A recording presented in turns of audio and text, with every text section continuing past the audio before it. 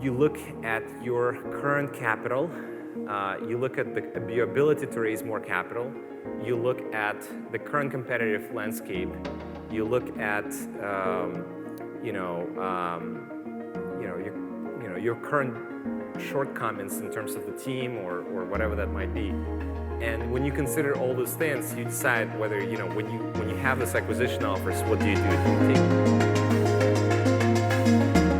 So then we kind of face the question, all right, well, what do we do? So like either we need to raise a big round and basically try to scale this, and the way to scale this either, like I said, expand to a new area like on-site personalization where we face increased competition, or we have to expand somehow our core solution to more industries so that we could say not just e-commerce, but other companies outside of e-commerce can use this. But our core technology very much relied on the fact that we process product information. We're able to process, use natural language to understand what products are about. If you go to insurance or any other industry, you don't have that problem anymore. So then, is this still applicable? We had a challenge.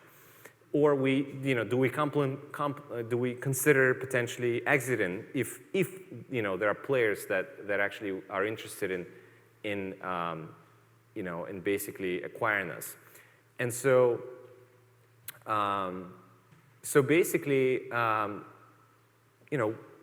that we were proactively looking for it, but we had multiple interested parties in acquiring us, and based on the relationships we had and things like that. And so PayPal emerged as a clear suitor,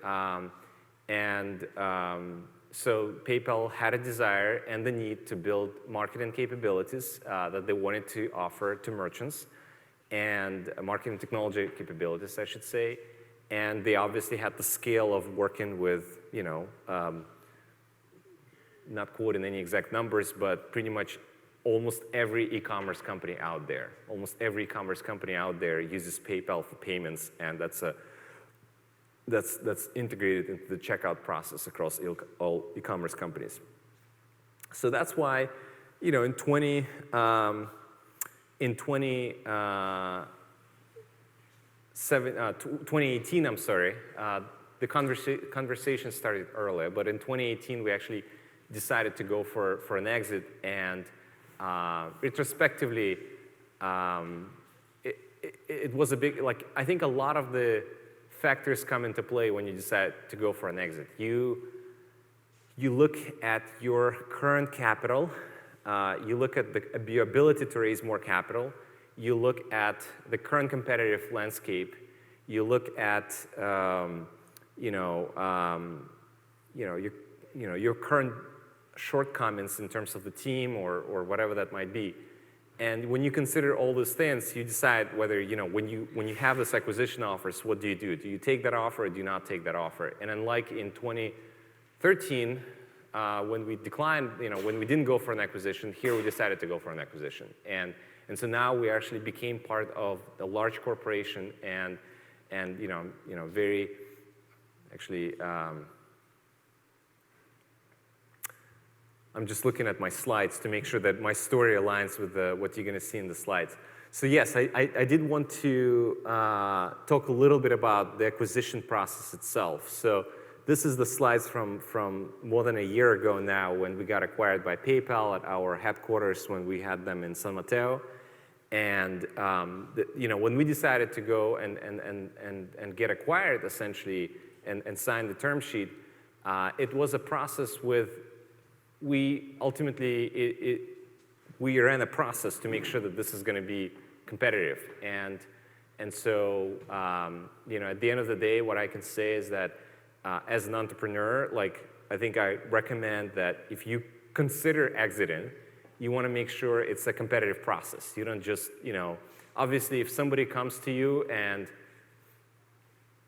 makes an offer that's really blows you out of, blows out all of your expectations, and I have friends like this that basically, not necessarily ran a super competitive process, but somebody came to them and said, gave them a term sheet or a number that's crazy. then people may not run a competitive process. But even in those cases when you're surprised by the offer that you get, you still need to run a competitive process to make sure that you're going to get, you're not going to do better than that. That's my advice. I think I have a question here. What do you mean by competitive process? Well, it's basically you either hire somebody, like an investment bank, to say, hey, now help me out. I have an interest from A to Z, A or A, B, and C, and then now I'd like to make sure that there are no other suitors that can actually do better.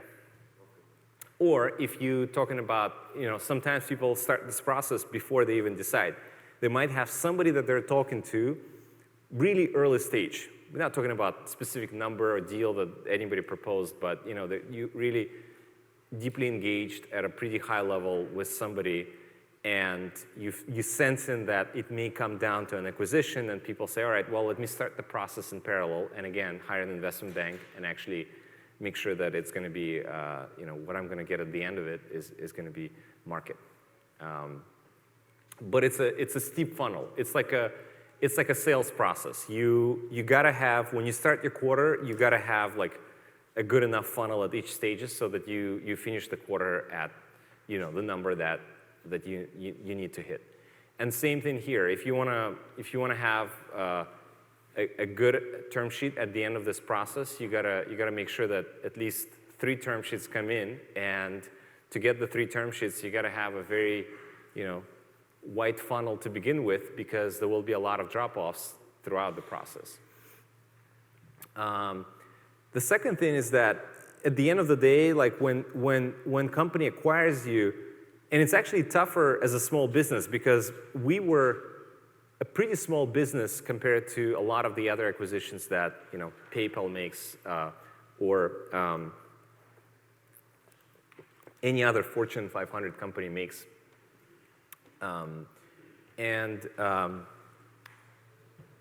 So you got to have very good reasons of how this fits into their strategic roadmap, and the best way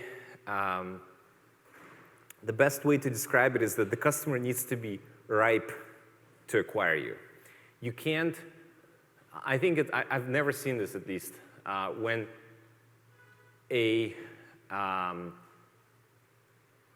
an entrepreneur is so charismatic and so enthusiastic that he can get into the office of an executive in any Fortune 500 company and just excite them with the vision so much that they're going to be like, oh, I need to buy this company. It might be like in some, I don't know, movies or something like that, but most of the time the way it happens is that the executives at that company must have been thinking about some, like with that they need to make a move in this area, and they need to buy a company of certain profile, and and this is kind of the area that they're looking at, and it's been prioritized, and they've been studying and thinking about this for a while, and then this company comes along, and that may not have been the way they've been planning it all along, but they're already ripe. They're already on board with the underlying vision.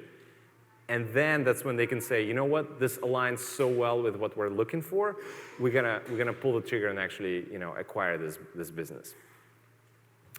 And so that's very important, and I think that's why people pay attention to what the big companies are saying, what kind of things they say in their earnings calls, and what gets put out in the press releases and things like that, because that gives them an indication what areas each business considers strategic, for the next year or 2 years, because that gives you an idea of what the next move might be for them on the chessboard.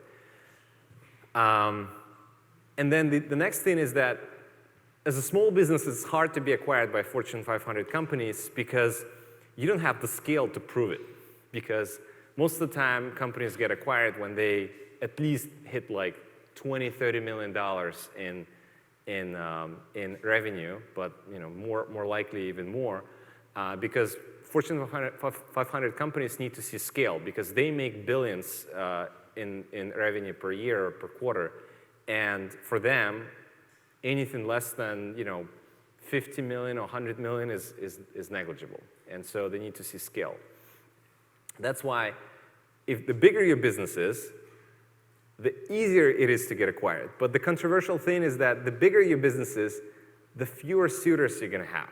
Because if you build a company that's, I don't know, for example, sells to retail, right? The number of other companies that serve the same segment that are Fortune 500 or have like billions of dollars will be pretty small. So you're going to have very few suitors that actually can absorb you, because you're going to be, maybe unaffordable to everybody else. So that's kind of the dilemma that every founder is going to face. You gotta show scale to be interesting to get to liquidity event, to sale event. But at the same time, you have to have, the bigger your business becomes, the fewer suitors you're going to have. So that's kind of the dilemma. Some people solve it. I mean, I've seen this as well by, not that you should build your business to sell. That wouldn't be right. But I've seen also businesses being built specifically with a certain players in mind of potential suitors of how they could get absorbed by larger businesses. That also happens. Not that I ever tried to do this myself. In no way I would have positioned Jetlore this way. But there are businesses like that. And the next piece is that, let me see the time. The next piece is that the acquisition needs to be supported at all levels. So either it's important to have a champion, to actually champion the deal, but the champion at the end of the day needs to get everybody else on board, because acquisition is one of those things. Even largest companies don't make more than like five of them per year. I mean, 5 is a lot, actually. So like, even if it's a small number, you might say, well, it's not a big number to this company, like it makes, tens of billions of dollars. But at the end of the day, if they pull the trigger 3-4 times a year, it's a big deal. Like, he needs to get everybody on board, including the CEO. And that means that there might be potential minds in the process. There might be other stakeholders, political issues, somebody who might object to it because it might conflict with what they do right now. Be aware of that. Watch for that. There are a lot of ramifications and kind of things that might all of a sudden be blown out of proportion when somebody starts zooming in on this deal and saying, are we doing this deal or not doing this deal? So that's kind of all the things that happen as part of the acquisition process.